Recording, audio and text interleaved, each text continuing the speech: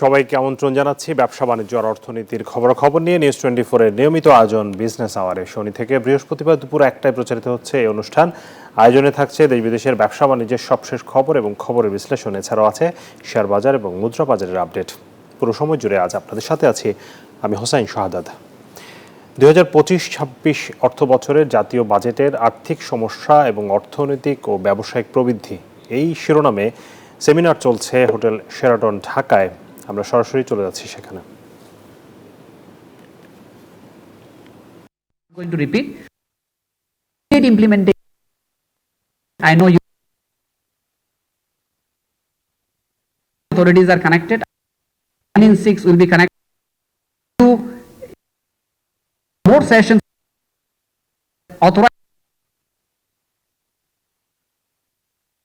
in terms of introduce the document customs valuation management,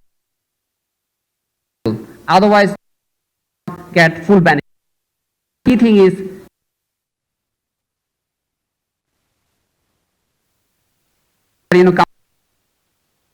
them are complaining at the import point. That if we operate the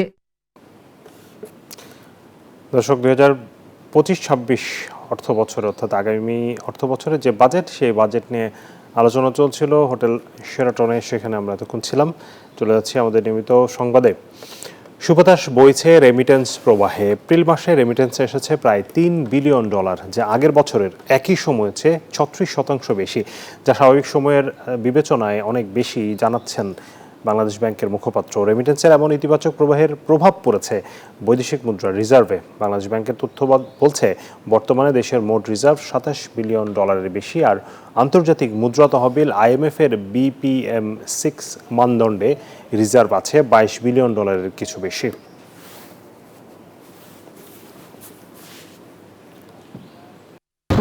April পর্যন্ত বেশ ভালো একটা অ্যামাউন্টে inward হয়েছে, remittance এসেছে, যেটা গত বছরের যে 1 থেকে 29 এপ্রিল 2024 সেই 29 দিনের রেমিটেন্সের তুলনায় 36.6% বৃদ্ধি পেয়েছে। অর্থাৎ ইনওয়ার্ড রেমিটেন্সের ইনক্রিজ হওয়ার যে প্রবণতা সৃষ্টি হয়েছে, এটা কিন্তু মার্চের পরে এপ্রিল মাসে অব্যাহত আছে। এটা আমাদের জন্য একটা অবশ্যই ইতিবাচক একটা সাইন। ভরা মৌসুমে অস্থির চালের বাজার। বছরের ব্যবধানে সব ধরনের চালের দাম বেড়েছে 3 থেকে 14% পর্যন্ত। কৃষি অর্থনীতিবিদরা বলছেন সরকারি ধান চাল সংগ্রহ অভিযান সফল না হওয়ার সুযোগ নিয়েছে অসাধু ব্যবসায়ীরা। এই সুযোগে তারা অস্থির করে তুলেছে বাজার। তবে মিল মালিকরা বলছেন নতুন চাল আসলে স্বাভাবিক হয়ে আসবে বাজার। মরিয়ম আজিজ মৌরিনের প্রতিবেদন। সরু চাল হিসেবে বাজারে নাজির শাইলের কদর বাড়ছে দিনকে দিন।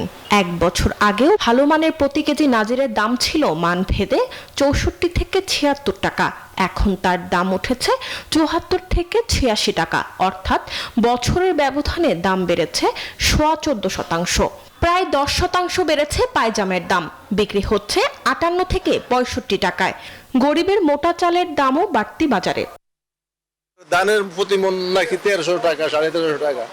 তো 1350 টাকা করলে চাউলের দাম তো অনেক কমে যাওয়ার কথা। ওনারও আস্তে আস্তে মুনাফা নিতেছে, আস্তে আস্তে দাম কমবে, আর এদিক দিয়ে আমাদেরও সামান্য কমাচ্ছে। চালের বাজার নিয়ন্ত্রণে রাখতে চলতি মৌসুমে 14.5 লাখ মেট্রিক টন চাল সংগ্রহের লক্ষ্য ঠিক করেছিল সরকার। তবে সেই অভিযান ব্যর্থ হয়েছে। সংগ্রহ করা গেছে মাত্র 8,92,000 টনের কিছু বেশি। বিশ্লেষকরা বলছেন সরকারের খাদ্য গুদামে পর্যাপ্ত মজুত না থাকার সুযোগ নিয়েছে অসাধু ব্যবসায়ীরা। অন্তত মোট ধান উৎপাদনের 10% কমপক্ষে সংগ্রহ করা। সরকারের উচিত হবে আমাদের গোদামের ধারণ ক্ষমতা বাড়ানো, যেটা এখন 21-22 লাখ টন আছে, এটা কমপক্ষে 40 লাখ টনে উন্নীত করা এবং ধান সংগ্রহ করা বেশি করে। তবে ভালো খবর হচ্ছে আড়তে এরই মধ্যে ঢুকতে শুরু করেছে নতুন চাল। তার প্রভাবে কিছুটা কমতির দিকে বাজার। গত 3 দিনে কেজিতে কমেছে 2 থেকে 3 টাকা। ব্যবসায়ীরা বলছেন বাজারে নতুন চালের সরবরাহ বাড়লে স্বাভাবিক হয়ে আসবে দাম। বড় ধান আসে না, আসলে আরো কমবে, নতুন ধান আসলে আরো কমবে, এখনো অনেক কমছে। এর আগে মিনিকেট ছিল অনেক দাম, মানে 82-84 টাকা বেচছি, এখন বর্তমানে মিনিকেট আছে 72 টাকা। আমদানি ঘাটতি নাই এবং এই অল্প কয়েকদিনের মধ্যে প্রচুর নতুন আইসা গেছে মার্কেটে, আরো সপ্তাহখানেকের মধ্যে অ্যাভেলেবল হয়ে যাবে। তবে বারবার চালের বাজার যাতে অস্থিতিশীল না হয় এজন্য সরকারের ধান চাল সংগ্রহ অভিযান সফল করার পরামর্শ দিয়েছেন কৃষি অর্থনীতিবিদরা। মরিয়ম আজিজ মৌরিন, নিউজ 24, ঢাকা।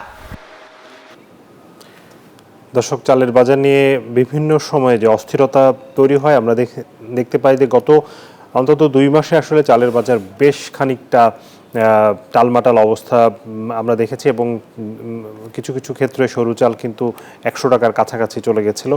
সেই জায়গাটা থেকে এখন কিছুটা দাম কমতির দিকে, তবে এখনও গত বছরের সাথে তুলনা করলে এখনও কিন্তু চালের মানভেদে কিন্তু চালের দাম 10-15% পর্যন্ত এখনও বেশি রয়েছে। যেটি আমরা রিপোর্টে দেখছিলাম যে ব্যবসায়ীরা বলছেন যে নতুন চাল ঢোকা শুরু করেছে এবং আরও বেশি চাল যখন বাজারে চলে আসবে তখন দাম হয়তো আরও কিছুটা কমে আসবে। তবে বিভিন্ন সময়ে যে চালের এই অস্থিরতা এবং সেই চাল নিয়ে যে চালবাজি চলে ব্যবসায়ীদের, মিল মালিকদের, আড়তদারদের, সেখান থেকে আসলে বাংলাদেশ কি বেরিয়ে আসতে পারবে কিনা সেই বিষয়টা নিয়ে আজকে আমরা আলোচনা করতে চাই। আমাদের সাথে একজন কৃষি অর্থনীতিবিদ যুক্ত হয়েছেন, ডক্টর জাহাঙ্গীর আলম। আপনাকে স্বাগত জানাচ্ছি। ডক্টর জাহাঙ্গীর আলম, আপনাকে বিজনেস আওয়ারে স্বাগত এবং ধন্যবাদ জানাচ্ছি আমাদেরকে সময় দেওয়ার জন্য। আপনার বক্তব্য আমরা শুনছিলাম রিপোর্টে এবং আপনি বলছিলেন যে এই যে সরকারের খাদ্য কর্মসূচি যেটি আসলে সফল করাটা খুব জরুরি এবং সেটি সফল না হওয়ার কারণে এটির কি সুযোগ নিচ্ছে কি না বাজারে যারা সংশ্লিষ্ট রয়েছেন, এবং সেই জায়গাটাতে সরকার সামনের বছর যাতে এই ধরনের পরিস্থিতি তৈরি না হয় সেটার জন্য এখন থেকে কি প্রস্তুতি নেওয়া দরকার?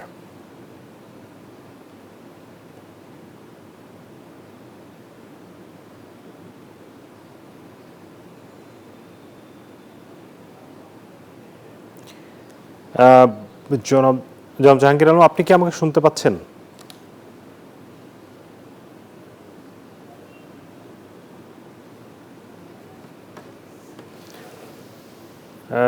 ডক্টর জাহাঙ্গীর, আপনি কি আমাকে শুনতে পাচ্ছেন?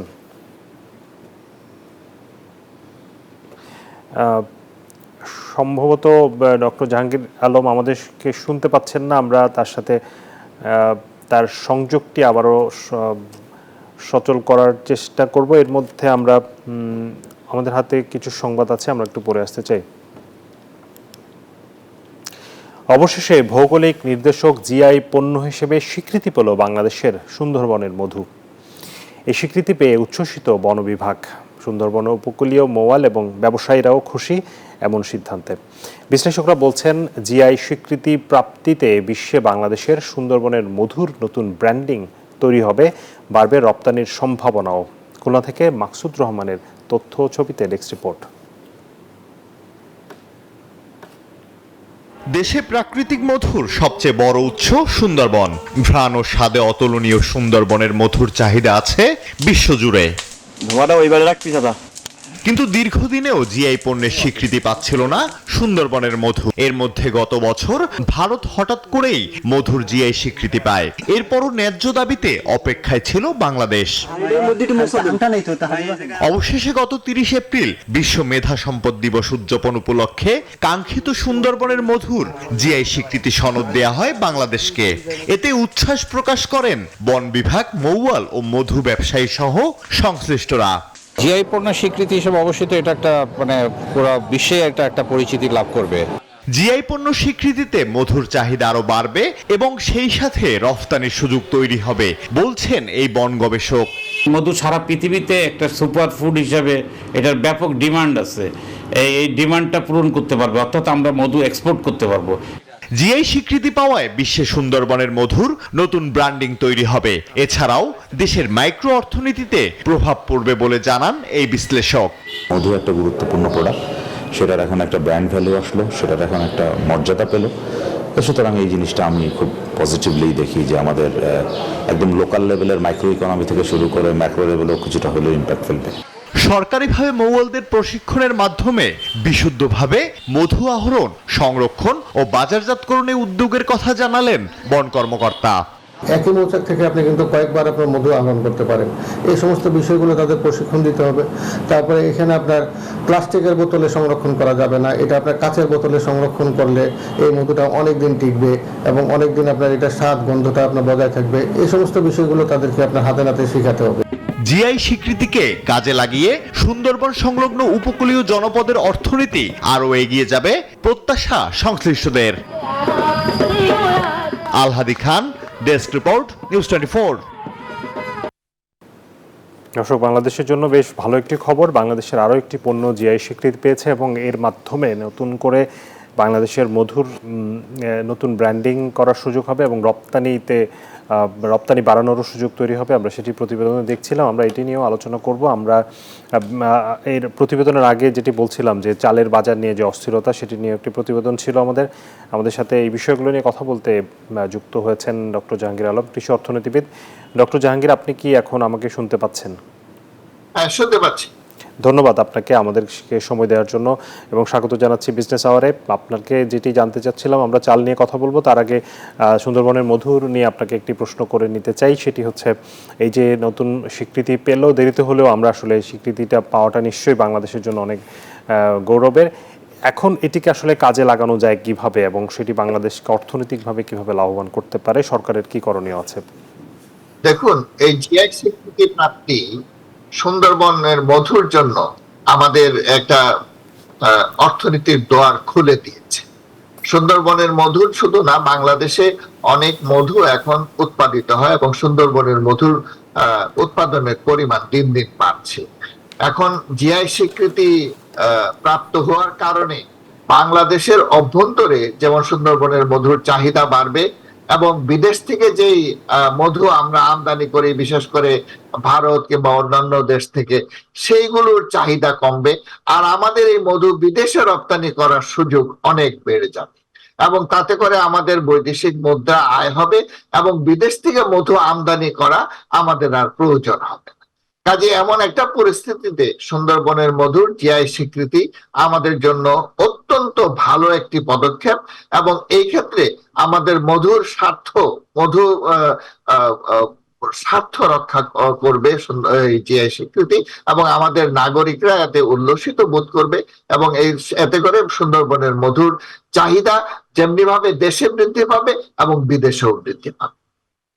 এই যে সুন্দরবনের মধুটাকে এখন সঠিকভাবে বিদেশে পাঠানো এবং দেশেও সুন্দরবনের মধুর যে সঠিকতা যাচাই করে মানুষের কাছে, ভোক্তার কাছে পৌঁছে দেওয়া, এটি তো একটি বড় চ্যালেঞ্জ। এই জায়গায় আসলে সরকারের কি করণীয় আছে এবং সেখানে উৎপাদন আরো বাড়ানোর? এখানে কোয়ালিটি সার্টিফিকেশনের জন্য ব্যবস্থা থাকা দরকার।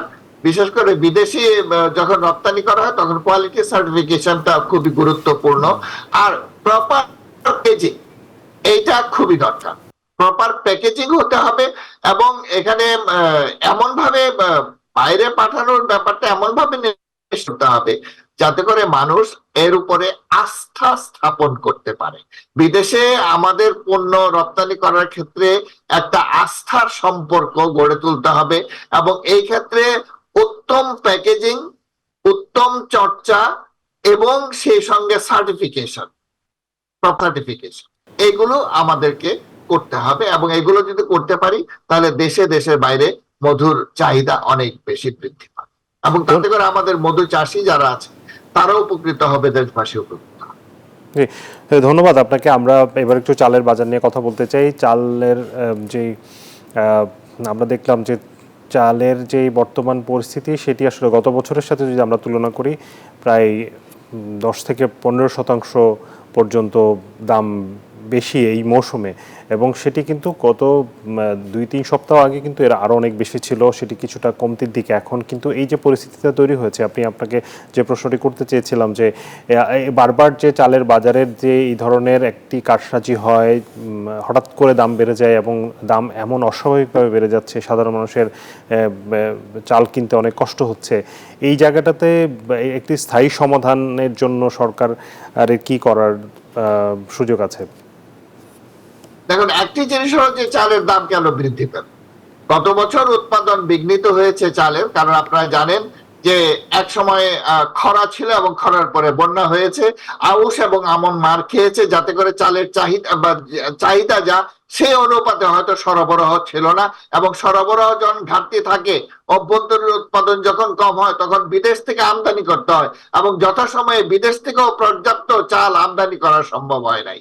যে কারণে আমাদের দেশের যে ব্যবসায়ীরা তারা এখানের মধ্যে কারসাজি করার সুযোগ পেয়েছে এবং চালের দামটা বাড়িয়েছে।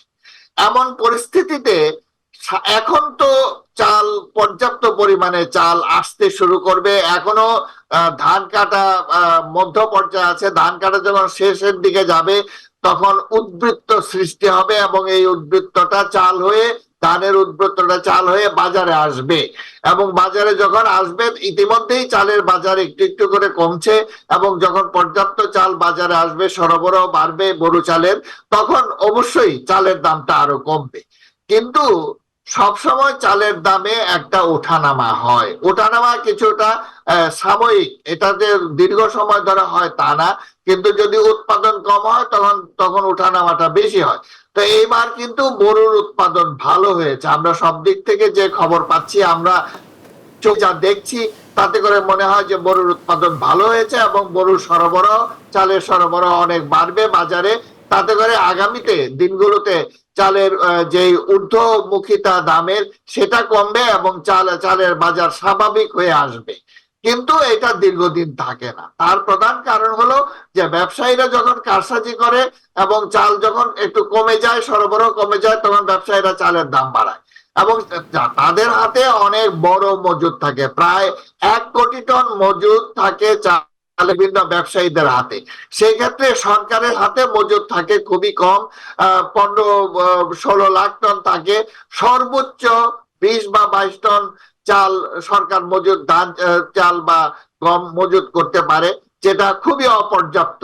কাজে আমাদেরকে যদি, সরকারকে যদি ইফেক্টিভলি মার্কেট ইন্টারভিন করতে হয়, যদি বাজার হস্তক্ষেপ করতে হয়, এবং চালের দর যদি স্বাভাবিক রাখতে চায় সরকার, তাহলে ইন্টারভেনশনের মাত্রা বাড়াতে হবে, এবং ওপেন মার্কেট সেল বেশি করতে হবে, এবং ওপেন মার্কেট সেল যদি বাড়াতে হয় তাহলে অবশ্যই চালের মজুদ বাড়াতে হবে, এবং এবার যেহেতু ডোমেস্টিক প্রোডাকশনটা ভালো, সেই জন্য ডোমেস্টিক প্রকিউরমেন্ট অনেক বেশি বাড়াতে হবে, এবং তাতে করে একটা স্টেবিলাইজ মার্কেট সৃষ্টি করার জন্য যে পর্যাপ্ত মজুদ থাকবে, এবং ওপেন মার্কেট সেলটা বাড়ানো যাবে। কিন্তু স্যার, আপনি মজুদ বাড়ানোর কথা বলছেন, মজুদের যে সরকারি মজুদাগারের সক্ষমতা বাড়ানোর কথা বলছেন, কিন্তু সরকার এখন পর্যন্ত আমরা এই বছরও দেখেছি যে যেই লক্ষ্যমাত্রা নির্ধারণ করেছে 14.5 লাখ মেট্রিক টন চাল সংগ্রহের লক্ষ্যমাত্রা, তার কিন্তু 50% কিছু বেশি পূরণ হয়েছে, 8.5 বা 8-এর কিছু বেশি মেট্রিক টন সংগ্রহ করা গেছে। এই যে এখনই তো যেই লক্ষ্যমাত্রা, ছোট লক্ষ্যমাত্রা, সেটিই তো সরকার পূরণ করতে পারছে না, সেখানে বড় লক্ষ্যমাত্রা যদি নেয়, গোডাউন বাড়ানো হয়, সেটির সমস্যাটা আসলে কোন জায়গায়? দেখুন, চাল যে সবসময় আমাদের ব্যবসায়ীদের কাছ থেকে বা চাতালের মালিকদের কাছ থেকে রেশন করে কিনে আনতে হবে সেটা না। সরকার চাইলে যখন বাজারে উদ্বৃত্ত থাকে তখন বাজার সরাসরি ভাবে চাল কিনতে পারে। আর একটি জিনিস হলো যে ধান কেনা, আমরা তো চাই যে চাল না কিনুক সরকার, বেশি করে ধান কিনুক। একটা সময় ছিল যখন 7-8 লাখ টন ধান ক্রয় করার পরিকল্পনা সরকার নিত, সবসময় কখনো এটা ফুলফিল করা গেছে, কখনো করা যায় নাই, কিন্তু কালক্রমে ধান প্রকিউরমেন্টের পরিমাণ কমে গেছে, এবং এই বছর মাত্র 3.5 লাখ টন ধান সংগ্রহের লক্ষ্যমাত্রা নিয়েছে, এবং আমি মনে করি এই লক্ষ্যমাত্রা পূরণ হবে না। গত 3-4 বছর যে লক্ষ্যমাত্রা ধান সংগ্রহের জন্য নেওয়া হয় তার সিকি ভাগও পূরণ করা সম্ভব হয় না, এবারও হবে না। তার কারণ হলো যেভাবে সরকার ধান ক্রয় করছে, এতে করে কৃষক এই দামে সরকারের গুদামে এসে ধান দিয়ে যাবে, এটা আমরা আশা করতে পারি।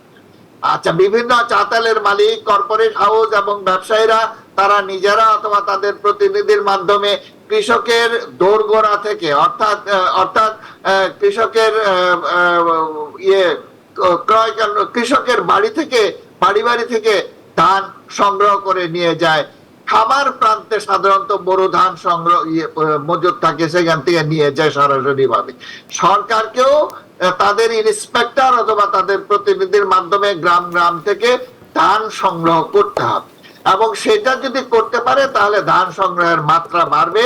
এবং আমরা মনে করি যে বর্তমানে এই বছর ধান উৎপাদন হবে প্রায়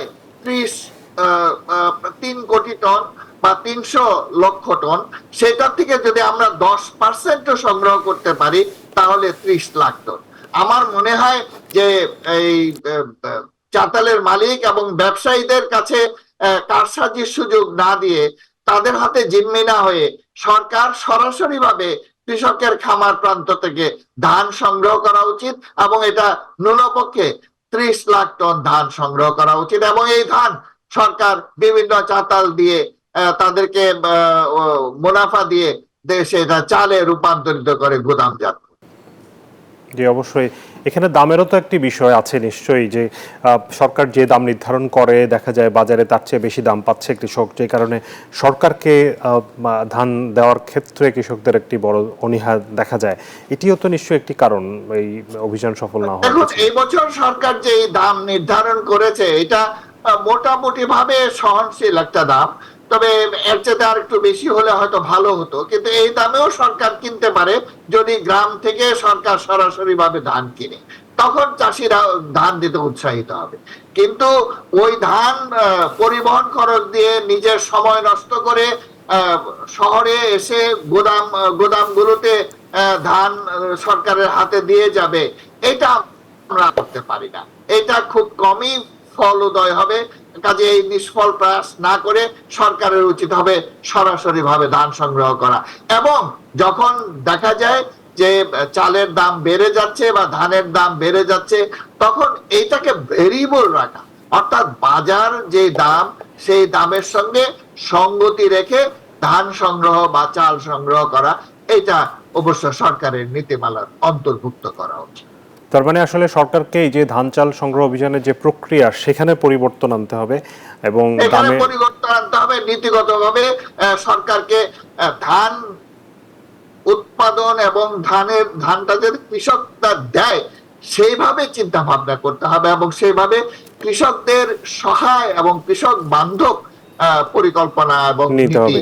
জি অবশ্যই, এটি তো একটি বিষয়। আরেকটি হচ্ছে যে যখন আসলে বাজার অস্থির হয়ে পড়ে, খুব বেশি দাম বেড়ে যায়, সেক্ষেত্রে চাল আমদানির যে সুযোগ আছে সেখানে আমরা দেখেছি 2 বছর আগে এই ধরনের একটি পরিস্থিতি তৈরি হয়েছিল, এবং খুব দেরিতে সরকার সিদ্ধান্ত নিয়েছে চাল আমদানির, এবং সেটি পরবর্তীতে কিন্তু সে সময়ের খাদ্যমন্ত্রী তিনি স্বীকারও করেছেন যে আমাদের আসলে দেরি হয়ে গেছে, বা বাণিজ্যমন্ত্রী স্বীকার করেছেন সেই সময়কার যে আমরা দেরি করে চাল আমদানির সিদ্ধান্ত নিয়েছে, এবং সেটির কিন্তু প্রভাব আমরা বাজারে দেখেছি দীর্ঘ সময়।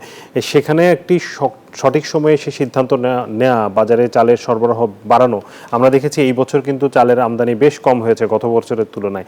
সেখানে কি সরকারের কি করণীয় আছে, মানে আমদানি করে বাজার নিয়ন্ত্রণ করার বিষয়টি? দেখুন, আমদানি করে বাজার নিয়ন্ত্রণ করা হোক এটা আমরা চাই না। আমি বলছি যে সাময়িকভাবে অল্প কিছু যদি আমদানি করা যায়, সাময়িকভাবে খুব অল্প পরিমাণে আমদানি করে, আমরা চাই যে আমদানি না করুক এবং চাল অভ্যন্তরীণ ভাবে সংগ্রহ করা হোক। কিন্তু সেটা যদি সম্ভব না হয়, উৎপাদন যদি হ্রাস পায়, তাহলে অবশ্যই আমাদেরকে আমদানি করতে হবে। এবং এই যে উৎপাদন কতটুকু হলো, কতটুকু আমদানি করা দরকার, এইটার পরিসংখ্যানটা যথাযথভাবে সরকারের কাছে, দেশের জনগণের কাছে থাকা উচিত। কিন্তু দুর্ভাগ্য হলো এই যে আমাদের বিবিএস থেকে, যেটার উপর আমরা নির্ভর করি, যে পরিসংখ্যানটা দেয় সেটা উৎপাদন মৌসুমের অনেক পরে সেই পরিসংখ্যান দেয়, এবং সেটার উপর নির্ভর করে আমদানি বা রপ্তানি এই নীতিমালা গ্রহণ করা সম্ভব হয়ে ওঠে না।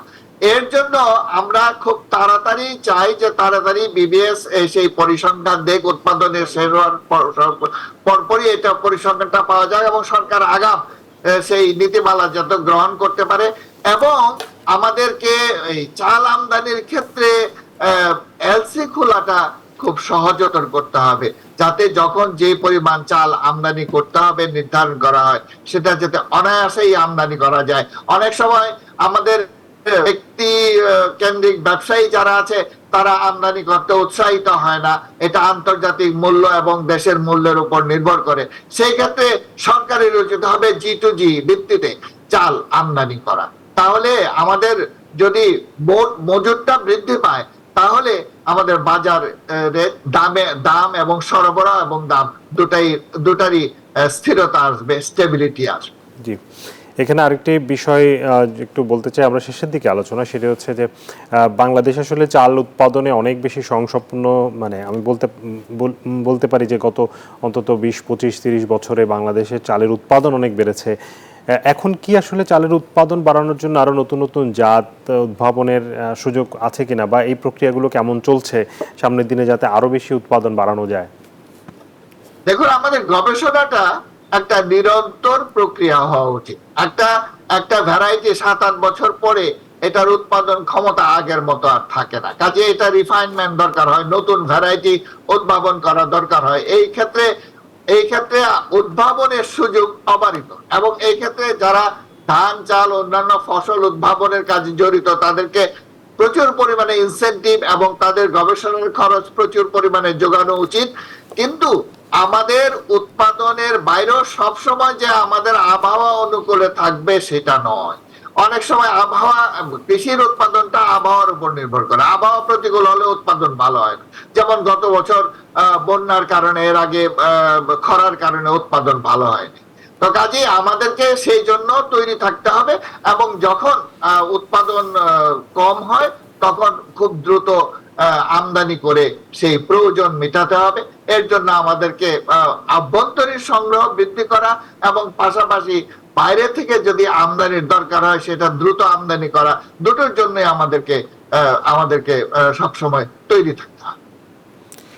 জি, আপনাকে অনেক ধন্যবাদ ডক্টর জাহাঙ্গীর আলম। আপনি খুব সুন্দর আলোচনা করেছেন যে বাংলাদেশের আসলে চালের যে চাহিদা সেটি মেটানোর ক্ষেত্রে সরকারের কি করণীয় আছে, এবং এই যে ধান চাল সংগ্রহের অভিযান সফল করাটা আসলে আমাদের জন্য খুব জরুরি। সেই ক্ষেত্রে সরকারের হাতে একটি সুযোগ থাকবে, ক্ষমতা থাকবে বাজার নিয়ন্ত্রণের।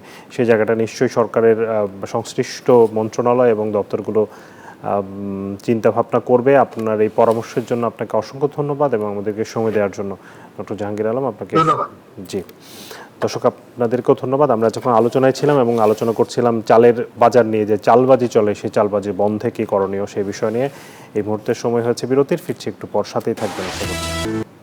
বিরতির পর আবারও স্বাগত জানাচ্ছি বিজনেস আওয়ারে। আপনাদের সাথে আছে হোসাইন শাহাদাত। আমরা এবারে যাব শেয়ার বাজারের খবরে।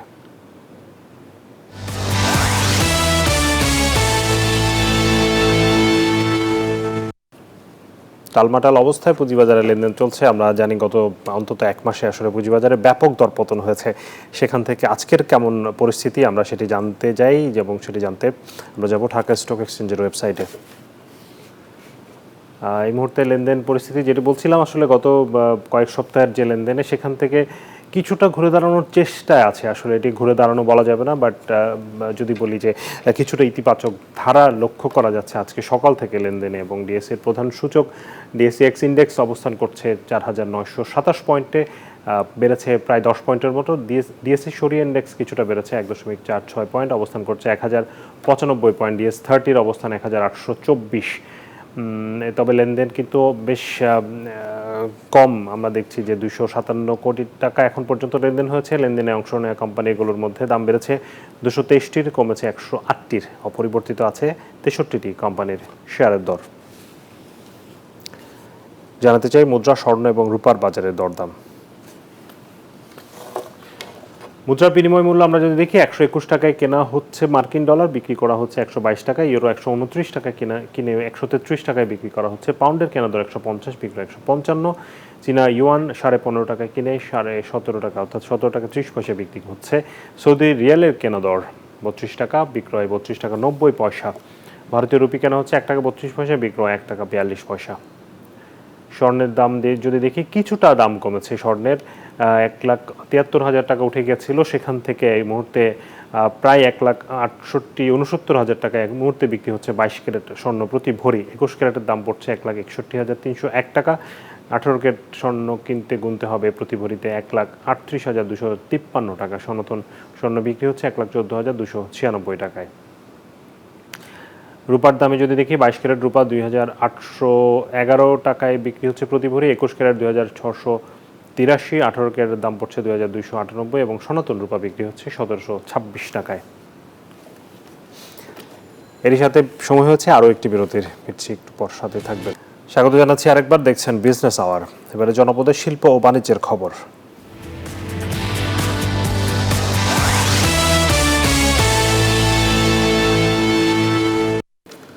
টাঙ্গাইলের যমুনার চরাঞ্চলে পরিত্যক্ত জমিতে পেঁয়াজের আবাদ করছেন কৃষক। আবহাওয়া অনুকূলে থাকায় ফলনও বেশ ভালো হয়েছে। স্বল্প খরচে উৎপাদন বেশি হওয়ায় পেঁয়াজ চাষে আগ্রহী হয়ে উঠছেন অনেকে। উৎপাদন বাড়াতে কৃষককে সব ধরনের সহায়তা করছে কৃষি গবেষণা ইনস্টিটিউট। ডেস্ক রিপোর্টে বিস্তারিত। টাঙ্গাইলের সদর, ভুয়াপুর, নাগরপুর ও কালিহাতী উপজেলার চরাঞ্চলের পরিত্যক্ত জমিতে পেঁয়াজের আবাদ করেছেন কৃষক। তারা জানান, চরাঞ্চলের মাটি উর্বর থাকায় পেঁয়াজ উৎপাদনে সার কম দিতে হয়েছে। অন্যান্য ফসলের চেয়ে পেঁয়াজ উৎপাদনে খরচও কম হয়েছে, এতে খুশি তারা। এখানে কৃষি গবেষণাগার স্যারদের ইয়েতে আমাকে কিছু বীজ দিছে, সেই বীজে আপনার এখানে এই নাঙ্গিলাটাই না, হয়তো 1-2 ঘন্টা করে পরিশ্রম করে স্যার করছি, তো ব্যাপক ফলন। এর আগে আমরা কোনোদিন পেঁয়াজের যে এত বাম্বার ফলন হয় চরের মধ্যে আমরা দেখিনি, আর করিও নাই কোনোদিন, এবারই প্রথম। বীজগুলা বুনি, পাশাপাশি নাংলা টেনে দেই, কিছু হালকা সার দিয়ে বুনি, এতে আমাদের কম খরচে খুব লাভজনক চাষাবাদ হয়। আল্লাহ বলে এখন যে পেঁয়াজ উঠাই নাই, তবে উঠানো যে সুন্দর পেঁয়াজ হচ্ছে তাতে আমি ভালোই লাভবান। চরাঞ্চলের পরিত্যক্ত জমিগুলোকে আবাদের আওতায় আনতে মাঠ পর্যায়ে কৃষককে তথ্য ও প্রযুক্তিগত সহায়তা দিচ্ছে বাংলাদেশ কৃষি গবেষণা ইনস্টিটিউট। আমরা আশা করছি এই যে ফলন এবং আমাদের যে ভোজ্য যে চাহিদা, দৈনিক যে চাহিদা, সেটা পূরণে যদি আমরা চরাঞ্চলটাকে কাজে লাগাইতে পারি, তাহলে আমাদের যে প্লেনল্যান্ড যেখানে নর্মাল পেঁয়াজ হয়, ফরিদপুর, মানিকগঞ্জের পাশাপাশি আমাদের ভুয়াপুরের চরটাকেও আমরা পেঁয়াজ চাষের উপযোগী করে তুলতে পারবো। কৃষি বিভাগের তথ্য মতে টাঙ্গাইলের 12টি উপজেলায় 872 হেক্টর জমিতে পেঁয়াজের আবাদ হয়েছে। উৎপাদন লক্ষ্যমাত্রা 9,985 metric ton. Shoaib Shamim, desk report, news 24। বর্ষায় ভাঙনের ঝুঁকিতে রয়েছে শরীয়তপুরের জাজিরা অংশের পদ্মা সেতু প্রকল্পের 2 কিলোমিটার রক্ষাবাঁধ। ইতিমধ্যে বাঁধটির পাশে কিছু জায়গায় ভাঙন দেখা দিয়েছে, আর নদীর কাছাকাছি চলে আসায় স্থানীয়দের মধ্যেও দেখা দিয়েছে আতঙ্ক।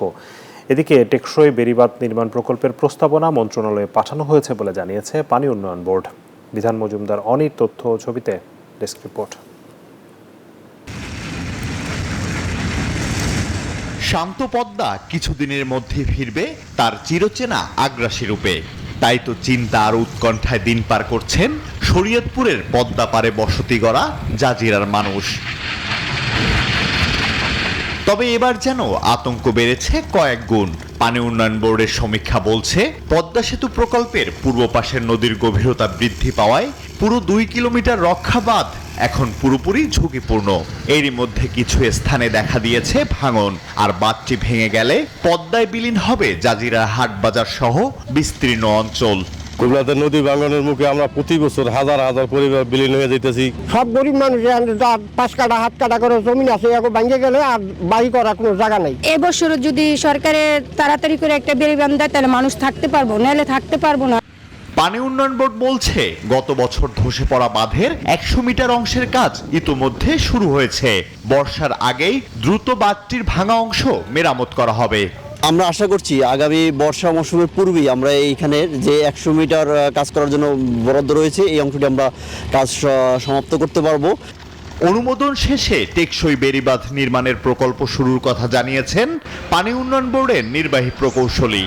এই আমাদের যে চলমান প্রকল্প এবং উক্ত যে এলাকা সমস্ত জিনিসটাকে আসলে টেকসই করার জন্য ওই এক্সিস্টিং যে কাজটা আছে, যেটা 15 বছর পূর্বেই করেছে, ওই কাজটাও আমাদেরকে শক্তিশালী করা প্রয়োজন।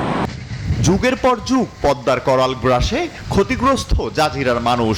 তাদের শেষ সম্বলটুকু রক্ষায় দ্রুত পরিকল্পিত টেকসই বেড়িবাঁধ নির্মাণ করবে সংশ্লিষ্টরা, আশা স্থানীয়দের। আলহাদি খান, ডেস্ক রিপোর্ট, নিউজ 24।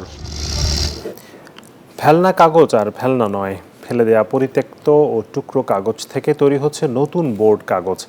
সেই বোর্ড দিয়ে তৈরি হচ্ছে বই, খাতা, কাভার, বিভিন্ন খাবার এবং পণ্যের মোড়ক। এসব বোর্ড কাগজ চলে যাচ্ছে দেশের বিভিন্ন জেলায়। এই খাতকে এগিয়ে নিতে সহযোগিতার আশ্বাস বিসিক এবং চেম্বার অফ কমার্সের। আব্দুর রাজ্জাকের ক্যামেরায় আব্দুস সালাম বাবুর তথ্য ছবিতে ডেস্ক রিপোর্ট। ঢাকার একটি কারখানায় শ্রমিক ছিলেন বগুড়ার হাজী আব্দুল আওয়াল। সেই অভিজ্ঞতাকে কাজে লাগিয়ে 1983 সালে উদ্যোক্তা হওয়ার স্বপ্ন দেখেন তিনি। বগুড়া শহরের কারবালা মোড়ে গড়ে তোলেন বোর্ড তৈরির কারখানা। এখন 3টি কারখানার মালিক তিনি। তার কারখানার কাঁচামাল পুরাতন খবরের কাগজ, প্রেসপট্টির ছোট্ট কাগজ, বাসাবাড়ি থেকে সংগ্রহ করা পুরাতন বই, কাগজ ও ছিন্নমূল মানুষের সংগ্রহ করা কাগজের টুকরো। এসব কাগজ ভিজিয়ে রাখা হয় পানিতে। এরপর মেশিনের মাধ্যমে ভেজানো কাগজ থেকে তৈরি হয় বোর্ড কাগজ। রোদে শুকিয়ে কাটিং করে তৈরি করা হয় বই, খাতা, ডায়েরির কাভার, বাইন্ডিং, প্যাকিং, মিষ্টির প্যাকেট সহ বিভিন্ন পণ্যের মোড়ক। আমি এই ডিপার্টমেন্টে মেলা বছর, প্রায় 30-35 বছর, এখানে আইতে 8-10 বছর। একটু সরকারি সহযোগিতা পেলে আমার জিনিসটা যদি আমি রেখে বিক্রি করতে পারি, তাহলে আমি মনে করি আরো কিছু প্রফিটটা আমার হলো। ফেলে দেয়া কাগজ থেকে তৈরি বোর্ড কাগজ জেলার চাহিদা মিটিয়ে চলে যাচ্ছে বিভিন্ন জেলায়। এখানে কাগজ মনে করে বাতিল কাগজ, যেগুলা কোনো কাজে না লাগে সেগুলি কাগজ ব্যবহার হয়। তার সাফল্য দেখে বোর্ড তৈরির ব্যবসা শুরু করেছেন অনেকেই। সব মিলিয়ে বগুড়ায় গড়ে উঠেছে 1 ডজনেরও বেশি কারখানা। বগুড়া এবং বগুড়ার বাইরে মার্কেটে সেল করা হয়। নতুন উদ্যোক্তা তৈরি সহ তাদের সহযোগিতার আশ্বাস বিসিক ও চেম্বার অব কমার্সের।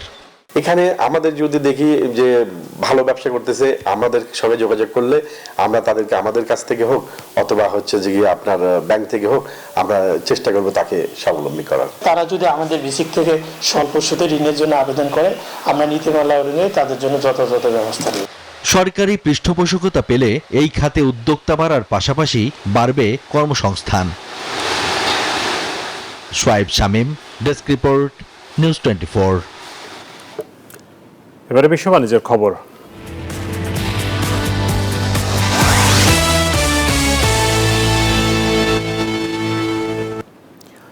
যুক্তরাষ্ট্রের নিউ ইয়র্কের নিলামঘর ক্রিস্টিস এবং সথেভির এখন চাঁদের হাট।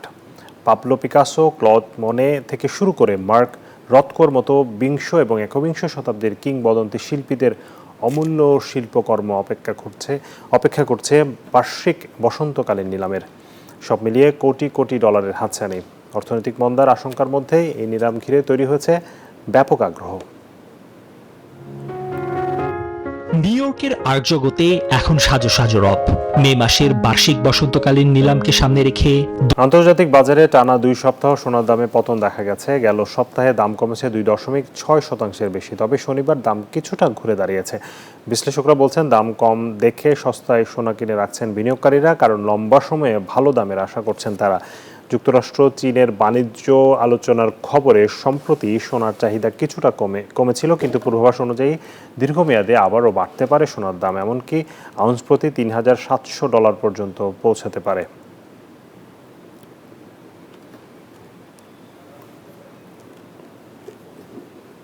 দর্শক, এই ছিল বিজনেস আওয়ারের আজকের আয়োজনে। সাথে থাকার জন্য ধন্যবাদ সবাইকে।